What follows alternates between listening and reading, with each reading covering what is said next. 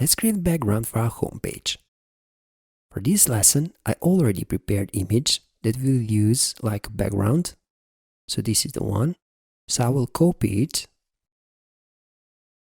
and I will paste this image inside of our images folder for our website.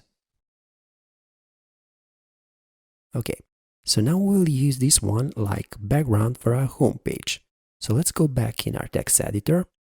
Now inside of head, let's define style block with style start and style end tag. Inside of this block, we're gonna define all CSS classes that we'll use only for our home page. So I already prepared one CSS class, so I will copy it.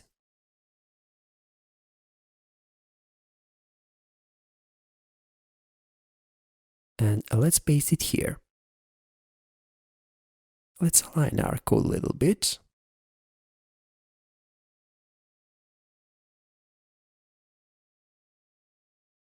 Okay, so basically, body class is class that will be applied on the complete body in HTML document.